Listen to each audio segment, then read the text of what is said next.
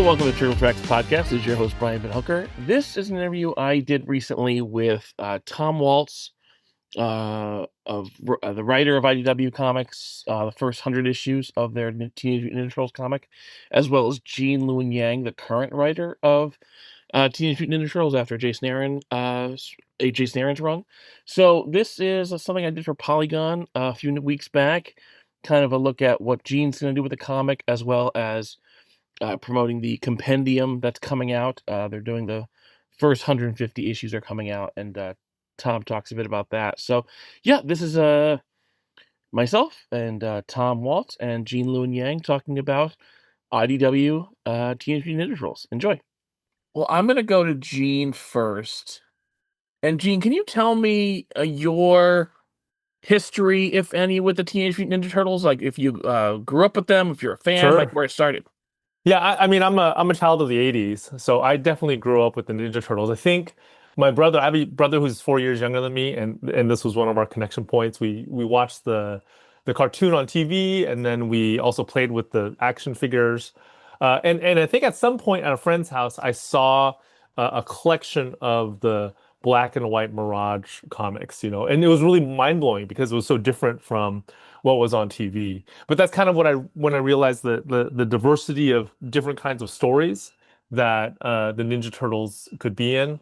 And then after I got started as a cartoonist, the Ninja Turtles played a huge role because the very first comic that I did was a self-published comic using money from the Xeric Foundation. So I was one of the lucky people who got the a Xeric grant. Yeah, I think that was like 1996 or 97. Did you ever interact with Peter because of that? No, I did not. I mean, all I got was a little letter. I got a little letter. No, but that's amazing. I've heard of it, but I never. That's so cool. I didn't know that. Yeah. Gene, that little letter, that's more communication with Peter than I ever had. Yeah, I mean, it wasn't even signed Peter. It was signed like the Xeric Foundation, right? It was like this it felt like the Illuminati, like comics Illuminati. Was just giving out random pieces of money, pieces of the Turtles' fortune. But I've always felt a connection with Turtles, both as a fan and also as a creator because of that. Well, speaking of which, I hate to interrupt, but Brian, I'm a huge conspiracy guy. I saw my favorite conspiracy this week. Somebody came on dead serious with the Turtles in the background, Teenage Mutant Turtles, and they said, it's been in front of our face all along. Reptiles that live in the sewers that only come out at night. They eat pizza. Oh my God. The Illuminati's been telling us all along through the Turtles. Oh my gosh. And I was thinking, oh my gosh. I wish it was that cool. I mean, it was a serious long video because I see these things all the time. Then I was like, now I even feel more crazy because I've watched other things thinking, maybe. And then I'm watching about the Turtles. I was like, it was two guys joking around and the joke keeps going. I read you gotta confirm it, Tom. You gotta do a video that confirms it. Then again, Kevin might go. I wrote a piece 10 years ago, give or take, summarizing what the conspiracy was up until that point in Pizzagate and how Turtles. People were saying like people are dumb. It's ridiculous now. That turned. But the one time where my radar went, what was we did a story? I think it was actually like 22-ish or so, where Kitsune is brainwashing Leo in part of this City Fall thing. Okay. Right. And so I asked Mateus for the cover to draw her on the cover with butterflies because, the whole Monarch programming, MK Ultra kind of thing. Right. But I didn't say to anybody but Mateus, hey, put butterflies around her just because that's kind of like this MK Ultra symbol Monarch programming. And when it turned in, Nickelodeon told us to change it because they said we don't want any of that Monarch programming propaganda. And they knew. I didn't say it. They were never in, and I was like, how do you know what that? Yeah, they're funded by Nickelodeon. Oh my gosh. I'll never forget that. And even Mateus went, you protest too much. Gene, can you tell me how your experience with the Turtles, like, in what way does it inform what you want to do with this current run that you're doing?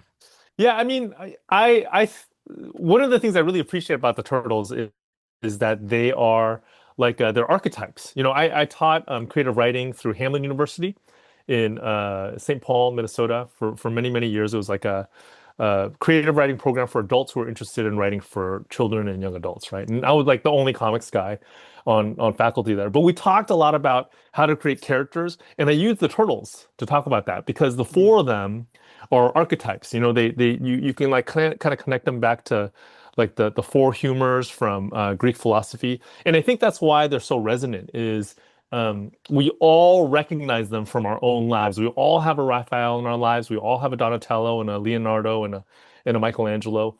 So that's one piece, you know. And I think that part of the Turtles kind of resonated with me even as a kid, even before I could articulate that. Like Sure. there's just something super familiar with them from the first episode or from the first issue. You know these, like it's almost like you knew them from a previous experience, even before you actually experienced them, because they embody archetypes so well. And then the other thing I really love about them is that um, they kind of fit in any genre. You know, you could do a martial arts action story with the turtles. You could do a sci-fi story. You could do a horror story. You could do a love story, any genre, and they're gonna work. So for my run, I wanted to lean into those things. I think the archetypical nature of them kind of comes out best when they're interacting with each other as a family. So I try to lean into that, and then I'm hoping, you know, as we go through these first two arcs that Freddie and I are working on, that we will, even if we don't dive completely into different genres, that we'll at least like dip our toes in multiple genres. So by the end, like what the reader will be like, oh, that kind of felt like horror. This part kind of felt like a martial arts action movie. You know, this part felt a little bit sci-fi. Part felt a little like science fiction-y or mythological. This part felt a little mythological. That's my hope. It seems like the first three that I've read, the mythology, mysticism part of it is a heavy thing, which is nice to see. Like, because the previous run, Jason Aaron's run, which was also great, was more the street level stuff, and this seems that's to get right. back into some of that. So it's interesting to see how they balance back out. Yeah, some of that was because of the baton that was passed, right? So the big gift that Jason and Juan left us was the resurrection of Splinter. And if you're going to bring somebody back from the dead, you got to deal with the land of the dead. So Sure. the mysticism is going to be there. And it's funny you mentioned Splinter because you know, going back to the archetypes and stuff, it's kind of like you stick with it long enough, then you kind of leave the turtles behind and you become Splinter. That in my case, that's who I relate to the most now. So I never realized it. So in my run, if you go back, I only used internal monologue, internal captions at the very beginning, and it was Splinter. And then I never in the ongoing series ever used internal monologue for any character again. It was all dialogue, no narration. And until I got to that last issue that I did 100, and I actually ended up repeating. It just came to me at that moment. I need to repeat what Splinter said at the beginning, and it made me realize I've been writing Splinter's story this whole time.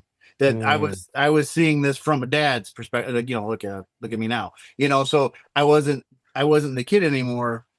I was the dad. You know, in my real life. You know, but also as the person writing the story. And it didn't hit me. Literally issue 100 when I said, "What am I going to put here?" I said, "That narration I put at the beginning goes here too. It fits perfectly with what's going on." And this was Splinter's story all along for me, and didn't even realize it. Yeah. And then Bobby gave a good director. You brought it up, Gene. The first thing he said is, "Turtles is weird. It's already Turtles is weird. You don't have to weird it up. You got to inject some normalcy into it in the family." So it's like, you can tell a horror story, science fiction, doesn't matter. It's already weird, and it's weird enough to be in those places. So let the weird just take care of itself. And that was more of a fun challenge to me, was to find a kind of real world dynamic within this very bizarre world that already exists. Yeah, that's a great way of putting it. You got to inject a little bit of normalcy in the weird. Yeah, I feel the same way as Tom. I think as I'm writing these comics, I do find myself drawn to Splinter, and that's also because I'm like a dad with 4 kids. My 4 kids don't know, they're not ninjas, but but I do have 4 kids that sometimes fight with each other. Is it? Yeah, so it's there, right? My connection with Splinter is definitely there. You know, the Splinter thing, I mean, Tom, I've heard you talk about how, like, that first 100 issues was Splinter's story. And we're not spoiling anything to say that it kind of culminated in his death, right? I don't know. Can you talk about like the decision back then to why kill Splinter off at the time? You know, we had the first 4 issues were I call those the survivor issues. I said if we can survive 4 issues, then maybe we have a chance to get to 12 issues, right? So the first 4 issues, the whole story kind of revolved around bringing Raph back into the mix. So that the idea at the beginning of the series when the 3 brothers were separated from Raph, that was a directive from Nickelodeon. So I came in with the reincarnation aspect, and they were all for that. We worked out all the details for that and how we worked that out. But they said the one thing we want there to be a reason Raph is angry. That Raph maybe has some kind of PTSD with that he just can't be an angry person. They didn't want that. They wanted there to be some kind of meaning to some of the anger he holds inside. And so they said we'd like to have them separated from the turtles at the beginning, and by the end of that first arc, they reunite. And so that was the focus then. But once things got going, we realized people were really into it. We had a long-term plan, and I always had these steps I wanted to hit, at milestone issues. So it would be things like, issue 4 they get Raph back, and then we wanted to have with Leonardo going over to the foot for a while. And I always said the one thing I want to do is the way that resolves itself isn't a resolution necessarily. Yeah, they get Leo back, but now Splinter takes over the Foot Clan. And that was like a big beat that we knew we were aiming toward. And then ultimately, Bobby and I said, and ultimately, Splinter will die in this series, but only after kind of redeeming himself because he's been corrupted by taking over the Foot Clan. I would say if you take over a criminal organization, you kind of become a criminal. It just going to naturally happen. No matter what your intents are, unless you burn that whole thing down and start over, you're just taking over a criminal enterprise. And how do you keep it together? And immediately, as a matter of fact, right away, the first challenge was Jenica trying to assassinate him. And what does he do?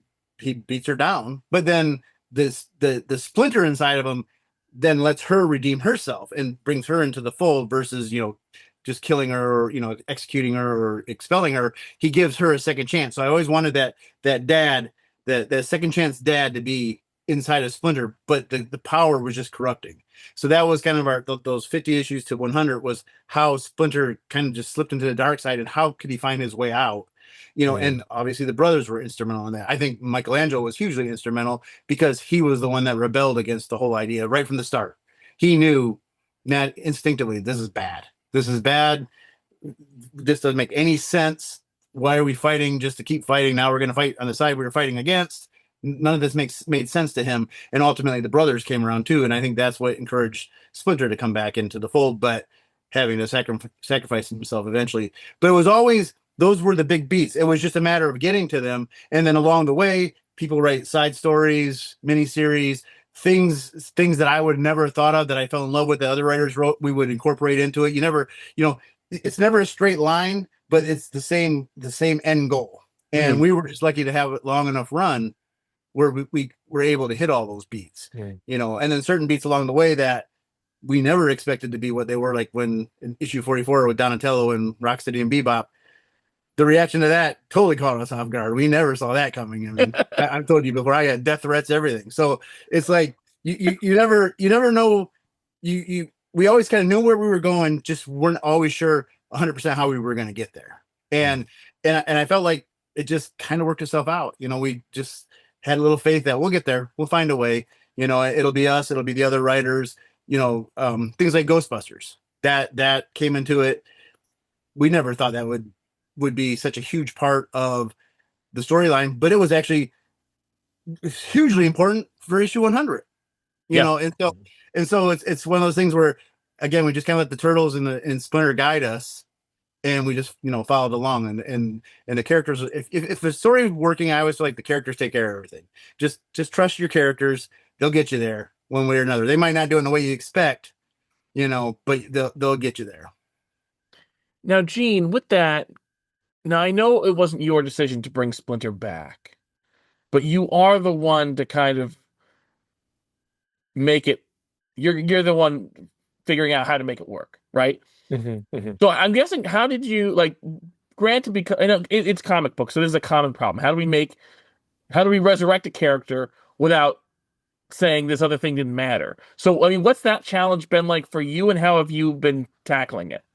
Well, I leaned into the fact that Splinter is a father, and I leaned into my own experiences as a dad. One thing I really wrestle with um, is fear, I think, as a father, like just constant worry about the safety of my own kids, constant worry about how the world might treat them, you know. Mhm. And at some point, we talked about how in the afterlife, maybe Splinter gets a glimpse of his kids' futures and maybe those futures are not so great. So with that knowledge, what would happen to him when he resurrected? So we knew we wanted some kind of tension between the brothers and their father. Uh, just thought that that would be a natural way for that to happen. Splinter, his fatherly instinct taken to an extreme would make him something of a villain, and that's kind of what we ran with. I love that. What influenced that character, the Ujigami character? Like, where did that come from? Yeah, Ujigami is it's within Japanese mythology, an Ujigami is like a protector spirit, and it's a Oh, okay. protector spirit over either a family, like it used to be a protector spirit over a family, and nowadays I think in more modern Japan they think of it as a protector spirit over like a location, you know. And I just thought that that would be like the perfect thing, right? Like the uh, Splinter acts as the protector spirit of his sons, but in this really brutal way that kind of goes against what he used to teach them. I love that. I mean, to me, what started off this comic was the resurrection story, and it feels like this is very much in that realm. I'm curious, was that a thought? Like, is kind of getting back in that space, the living and the dead and the resurrection and all that? Yeah, I mean, I read a lot of Tom's run. I started from the beginning. I read through the first 50 before I even started writing, and there is a lot of discussion about life and death and Oh yeah. reincarnation, and I think all of that just kind of got into my bloodstream as I was thinking about like this specific incarnation of turtles and what makes it different. I think I really like the fact that in this incarnation there are literally like a Japanese family, and they literally come from two different times. They're from this feudal Japan era, and they're also from modern New York. So that was something that we really wanted to play with. The Shinigami, a character from the 2012 cartoon, who, like, what's great about this comic book, both from Tom and Sophie and then Jason, like, it's kind of done a great job of collecting the best of everything and reintroducing a lot of amazing characters. Did you have any, like, how did Shinigami come into the mix for you? Were you very aware of the 2012 series? How did she? Yeah, she was actually a suggestion from Paramount. Okay. I wanted some kind of a like a mystical character, and I Sure. asked if there was a witch. And then Jeff Whitman, who is one of the guys who works for Paramount, who is almost like it's almost like his brain is a TMNT encyclopedia. That's fair. Yeah, that's a good right? way to describe Yeah. Jeff. Yes. He's a walking TMNT wiki. That's what I call Yeah, him. he really is. He really is. Sure. He immediately brought it up. He's like, "Oh yeah," and then he like I think he even named the episode that she Oh, appeared sure. in. Did you go to that cartoon and check her I out, did. or do you I want did. your own? No, no, no. I watched the cartoon first Very before cool. before Yeah. writing her. Yeah, yeah. And I get it. Like he told me that she was like a fan favorite Oh yeah, from and that cartoon. Like, only had the one version, so it was cool to see, yeah, like, that's right. there's still resources to draw from, even 160, however many issues in. Yeah, Like, yeah, yeah. there's That's still right. cool things to pull from. And I think that's a good point, because when we were writing, especially like 1 through 50, but even almost to 100, the 2012 show was on, so we weren't Mm. allowed to touch it. Oh, And I didn't know that. so we weren't, and they weren't allowed to look. I wasn't even allowed to watch it, and Really? they told Ciro and them Oh, to really crazy. don't really pay attention to the comic. So sometimes things happen kind of serendipitously, just kind of coincidentally, that it looked like we were in cahoots, and we weren't. I didn't watch the show on purpose because I didn't want the Sure. two to kind of combine. But again, there was never a concern, because what I'm sure Gina has found out by now, there's so many characters in turtle Yeah, lore that, yeah, like, if you say I need a janitor, got one. I need, yeah. I need a bus driver, got one. And I learned that with when we brought in Angel Bridge, who ends up becoming one of my absolute favorite characters that we've used. I had a character that I had created her own named Ravina from, I used to do superhero pro stories way back in the day. So I thought I'm going to bring this character. It's tough street black girl. She's going to come in and she's going to run the Purple Dragons. And to Paramount's credit, Nickelodeon at the time, I brought it in and they said, look, we're okay with you doing that. You just understand we own her the minute she's in that book. She becomes our property. And I was thinking at the time, well, I'm not sure if I'll ever do anything with her. It'll be no problem. And matter of fact, there's a sketch out there that Kevin did of her next to one of the turtles, and it says Ravina underneath it because we thought she was coming in. But Joan Hilty, who was in that position before for Jeff Whitman, said there's this character from the 2003 show named Angel. Maybe you want to look at her. And then when I saw her, I went, yes.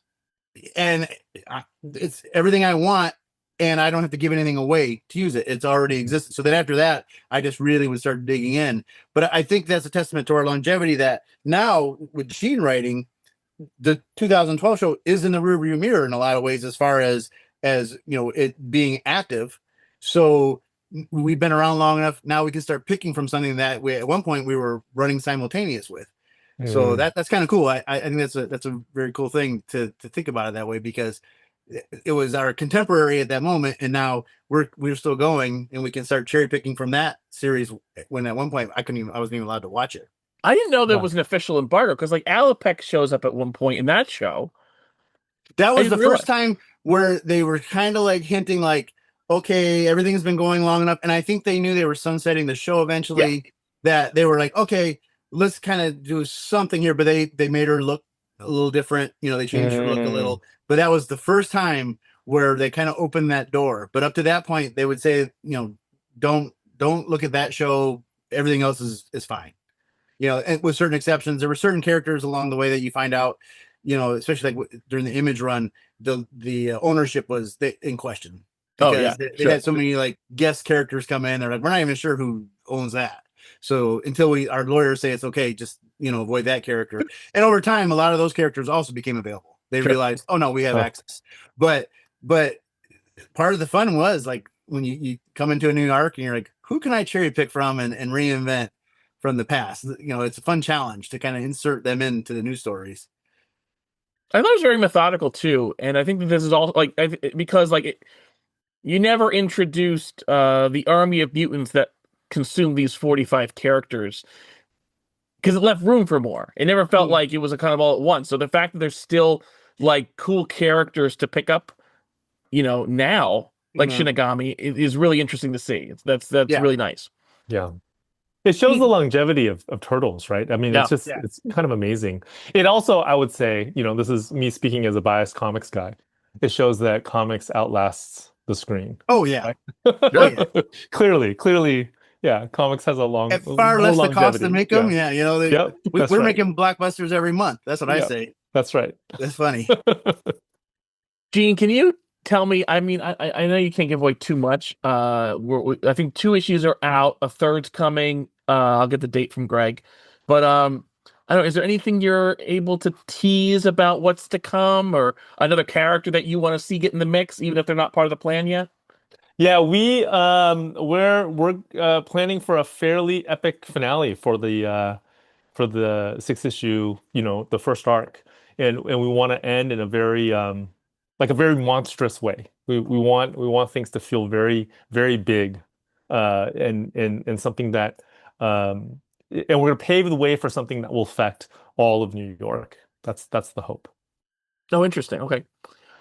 I think we gotta, before we go, we gotta give some love to Freddie Williams. Amazing artist. Like when I heard that he was coming on board, I was like, oh, they're set. This is a fantastic choice. Yeah. He's like he was born to draw turtles, right? I mean, he's drawn a ton of turtle comics before. He's just never worked on the main title, and you can kind of see on every page that he produces that he has all this pent up turtles energy that he's just putting out there. I'm just curious, how fast does he, like, his renderings have so much like cool detail. Yeah. How fast does that guy work? Well, I call him Freaky Williams because he's like a freak of nature. He's like a machine, and the thing is, you're right. It's so detailed and beautiful, and there's hardly any open space on any of those pages. Yeah. And he just churns it out. It blows my mind. And I'll sit next to him, at a signing or something. And if he's not signing, he's drawing. And he reminds me of, there's two artists that always make me think of each other, is Freddie and Dan Schoening, who's working on the Saturday Morning Adventures sometimes too, and did a lot of the Ghostbuster stuff for us over the years. They're just people that draw. They were just born. I think they came out of their mom with a pen in their hand. They had to, because they just draw.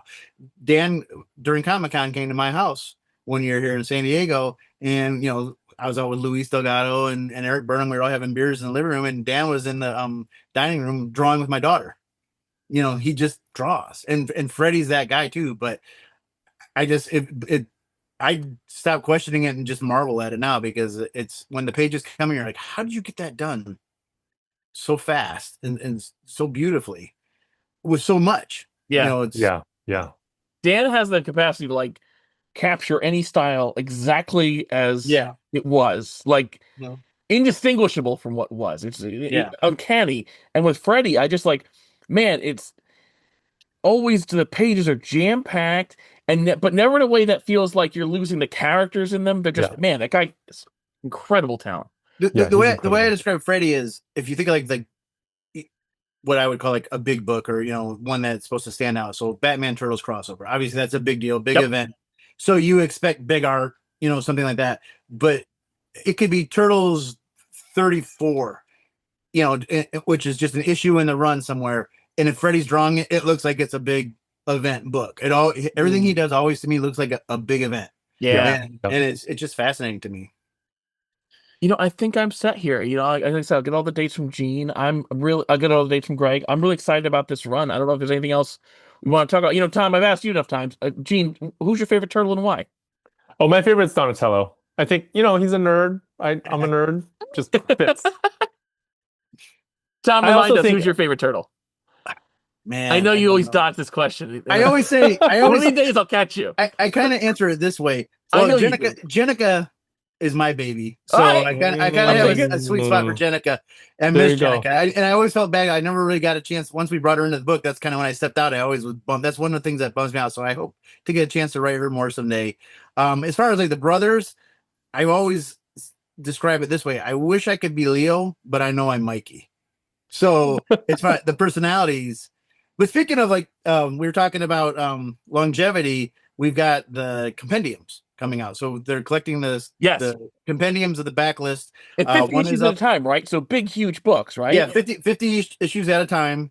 So especially people who came out with Jason and now with Gene, and they're curious about how we got to where we're at. Those compendiums will be nice, big, giant, affordable packages that are going to tell these stories chronologically. And I think it's a good time for somebody to get in an affordable way. We have hardcovers that we did over the years that are beautiful too. They probably a little higher price point than what these new compendiums are, but both are a great way to jump in. And the compendiums again it's all that old material, but packaged in it nicely in these new big giant omnibus books, and I'm excited to see those.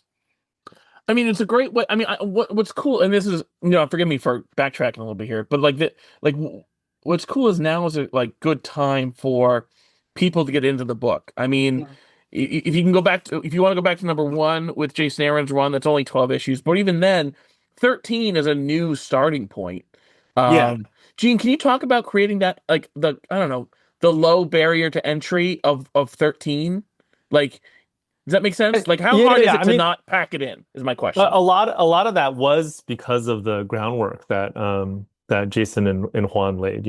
So their entire run was really about these 4 brothers who were kind of separated from each other, who were estranged from each other, coming back together, and they really only came back together as a family at the very end. Right. So that kind of gave us a natural way of starting the book off, and it was a way that really felt familiar to anybody who's been a Turtles fan. So we started off with the family dynamics. We started off with them in New York City. It just felt like a gift from Jason and Juan. Well, them on that bridge felt right like that connectivity was back in a way that I really liked. They're on the same page again as a family, which is cool.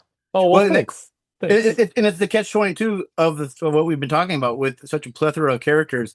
Bobby, when Bobby Curnow was editing all those years and I was writing, we were always every month saying, we got to get rid of some characters. We have too many characters. we got to find a way to get rid of characters. And so we'd go in with this plan, like, okay, by the end of this arc, we're gonna get rid of this character. But meanwhile, we've injected 4 new characters because and so by the time you get to Mutant Town, and Sophie was just creating all kinds of mutants. I think that was the point where it was like, okay, we have to get back to basics now because we're 150 issues in at this point, and it would be a daunting thing to any new reader to look at that and go, where do I start? So I think Jason taking it right back to the basics was the smart move, starting with a new number 1, but doing it in a way that Gina's continued to do, which celebrates what came before. Yeah. Never says, oh, that stuff doesn't matter. That stuff absolutely matters. And now people are saying, oh, okay, I know I like this. Now I'll take the chance to go back and see how I got here. So our backlist has definitely benefited from the relaunch and starting with the number 1 and then going into Gene's arc. So that's been exciting for me, because it's when you do this long enough, it feels like we started yesterday, but we started in 2011.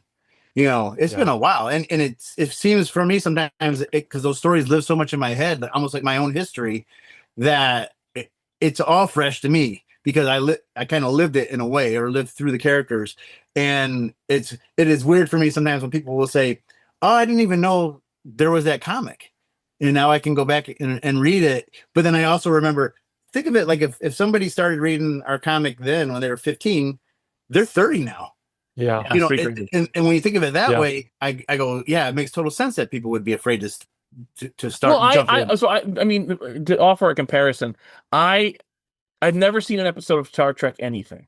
Never seen a movie, never seen an episode. I know nothing about Star Trek. And the reason why is because I'm afraid I'll like it.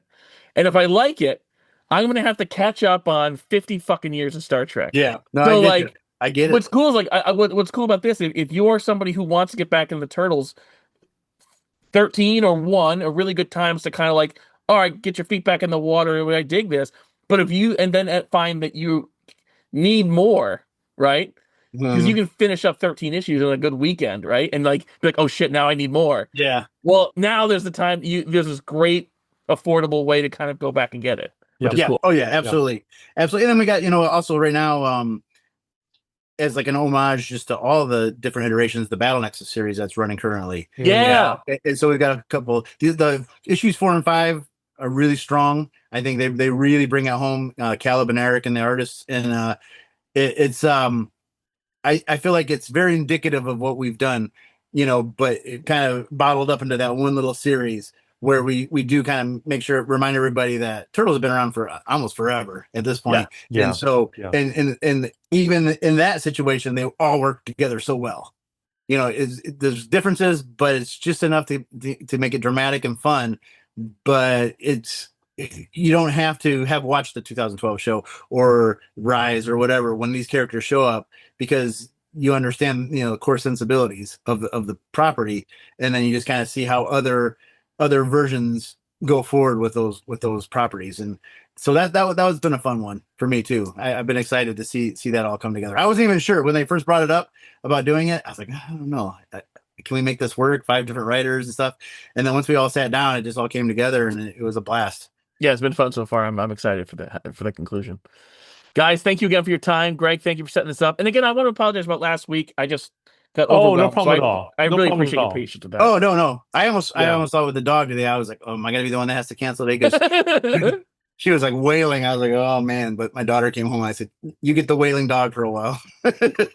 Well, go take care of your dog. And thank you, guys. I really appreciate it. Thank you, Ryan. One thing Gene's leading into, I did want to mention, is I'm really excited because the whole Karai story for me, she's probably is just about my favorite character. And I'm happy to see Gene coming back to her kind of doing kind of like what Splinter did, was messing with things you're not supposed to mess with. And ironically, it was Shredder who warned everybody, use this at your own peril, this dark magic. And now I've been having a lot of fun watching Gene play with that, because she's a great character. Oh, she's super Karai is fun. off in the I most. think she's one of the best characters in pop culture. Yeah. Absolutely love her. Tom, I just talked to Ace again, and we ended up having for Polygon, and again talk about what how interesting, in a way that in a way that other characters what to expect, you never do with Karai. No. Mm-hmm. Yeah. Karai is complicated, and then she's not very vocal, so that makes her even more mysterious. I think. You know, Yeah. you never know what she's gonna do. Guys, thank you so much. You take care. Yeah, you, guys. thank you. Good Have seeing a great you, day, Gene. everyone.